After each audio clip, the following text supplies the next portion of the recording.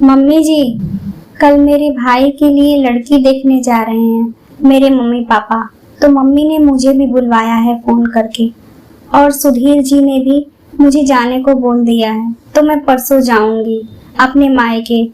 तो मुझे वो मेरे झुमके दे दीजिए जो मुझे मेरे मायके से मिले हैं। कौन से झुमके? धर्मावती जी झनकते हुए बोली। वो ही जो मेरी माँ ने मुझे मेरी शादी में दी थी और आपने मुझसे ले लिए थे संभाल कर रखने के लिए। आप ही ने तो कहा था मुझसे कि आपके पास चीजें सुरक्षित रहेंगी और जब मुझे जरूरत पड़ेगी तब आप मुझे दे देंगी। बहू सुमिता बोली। अच्छा, वो तो मैंने पूनम को दे दिए हैं। वो अपने किसी रिश्तेदार की शादी में जा रही थी तो उसके पास झुमके नहीं थे तो मैंने दे दिए। पर आपने मेरे झुमके क्यों दे दिए? आप तो कहती हैं कि जो कुछ भी है वो सब मेरा है, फिर आपने वो मेरे झुमके क्यों दे दिए उन्हें? अब मैं क्या पहनूंगी? आपने आज तक मुझे अपने तरफ से कोई गहने तो नहीं दिए, बल्कि मेरे मायके की चीजें भी अपने पास रख ली। अपनी चीज नहीं दी तो कोई बात नहीं, आप मत दें, वो आपकी चीज है, आप रखें अपने पास, चाहे जिसे दें। पर आपने मेरी चीजें मुझसे बिना पूछे क्यों दे दी अपनी बेटी को? सुमिता ने पूछा। बहू, यहाँ की चीज जो कुछ भी है वो सब तो तुम्हारा ही है। अगर उसमें से थोड़ा बहुत बेटी को दे दे तो घट थोड़ी ही जाएगा। बेटियों के भी तो कुछ अधिकार होते हैं मायके में। हमारे जमाने में तो हम लोग अपने मायके की हर चीज अपनी सास ननद को दे देते थे, ऐसे सवाल जवाब नहीं करते थे।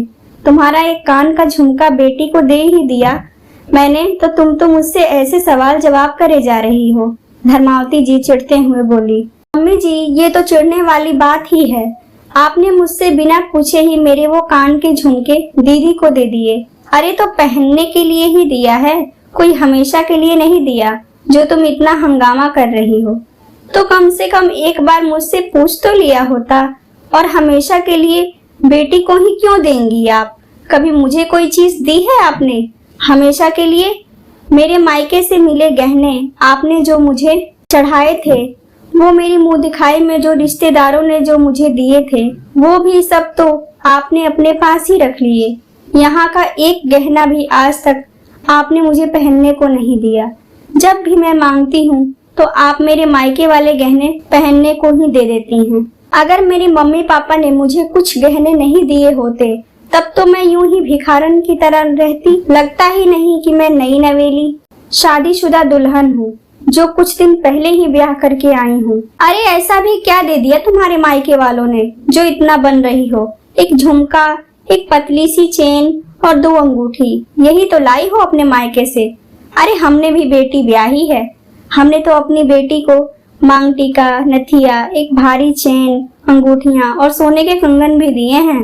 बेटी को गहनों से लाद कर विदा किया है और शादी के टाइम देखने वाले देखते ही रह गए थे मेरी बेटी को। तुम्हारे यहाँ से गहनों के नाम पर मात्र एक झुमका, एक पतली चेन और 2 हल्की अंगूठियां, यही तो दी हैं। दामाद को भी एक चेन नहीं दिया। मैंने तो अपने दामाद को भी वजनदार चेन गिफ्ट की है शादी में। अरे मम्मी जी, आपने भारी गहने जो भी दिए हैं, जो इतना बखान कर रही हैं, वो अपनी बेटी को दिए हैं, बहू को नहीं। बहू को तो आपने एक चांदी का बिछिया भी नहीं दिया। मुंह दिखाए में मिले भी मेरे गहने आपने मुझसे रिश्तेदारों के चले जाने के बाद ये कहकर ले लिए कि रिश्तेदारों ने आपके व्यवहार से दिए हैं और आपको उन्हें उनके मौके पर वापस करने हैं। बेटी के लिए जो बनवाया वो आपने उसे दिया भी, लेकिन बहू को तो आपने हमेशा धोखे में रखा कि जो है वो तेरा है, लेकिन कभी भी मुझे कुछ दिया? जब वो मेरा है तो शादी में लोगों को दिखाने के लिए गहने चढ़ाए, लेकिन कभी मौके पर पहनने को नहीं दिए। लेकिन कभी मैंने आपसे उन गहनों के बारे में नहीं पूछा। आपकी बेटी को आपने भी दिए और ससुराल से भी मिले। वो जब पहनकर यहाँ आती है तो आप कितनी खुश होती हैं और कहती हैं कि बेटी सजी धजी ही अच्छी लगती है। पर आप मेरे बारे में कभी ऐसा सोचती हैं? जब कभी पहनने को नहीं देने थे तो ये फालतू का दिखावा क्यों करती हैं कि जो है वो बहू का ही है? इतना सुन रामकिशन जी अंदर से आए और अपनी पत्नी से बोले, याद है जब तुम नई नवेली दुल्हन थी और तुम्हारे पास गहने नहीं थे तो तुम मुझसे कैसे कहती थी तरसती थी तो मेरी माँ ने कुछ अपने कुछ नए एक एक करके तुम्हें बना कर दिए थे। गहने औरत का श्रृंगार होता है, हर औरत को प्रिय होते हैं, और जब तुम बहू को उसके गहने नहीं दे रही तो उसके मायके वाले तो उसे दे दो, वो तुम किस हक से अपने पास रखी हो। और शादी में जो बने हैं, हमने उसे जो चढ़ाए हैं, वो सब बहू के ही हुए, तो उसके तुम उसे दे दो। बेटी गहने पहने अच्छी लगती है, और बहू ऐसे ही, अरे बहू से ही घर की रौनक होती है। और जब सब कुछ बहू का ही है तो उसे उसका हक दे दो, ताकि वो भी तुम्हारी कद्र करे। तुम्हारी जैसी सास ही अपनी जिद के कारण अपनी बहू से अपना व्यवहार खराब कर लेती हैं, और बुढ़ापे में पछताने के सिवा कुछ नहीं रहता। इतना सुन धर्मावती जी को अपनी गलती का एहसास होता है, और वो अपनी बेटी के पास फोन करके बहू के झुमके मांगकर 2 दिन बाद बहू को दे देती हैं, और उसके शादी वाले गहने भी, और कहती हैं, ये लो बहू, ये सब कुछ तुम्हारा है, तुम पहनो और संभालो। तुम्हारी मुंह दिखाई और रिश्तेदारों वाले गिफ्ट सब कुछ है। घर की बहू हो तो घर की लक्ष्मी बनकर रहो, और मुझे माफ कर दो।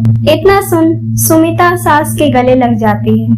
दोस्तों, अगर आपको हमारी ये कहानियाँ पसंद आती हैं तो प्लीज आप हमारे वीडियो को लाइक करें, शेयर करें और कमेंट करके अपनी राय जरूर दें। और हाँ, हमारे चैनल को सब्सक्राइब करना बिल्कुल भी ना भूलें। धन्यवाद।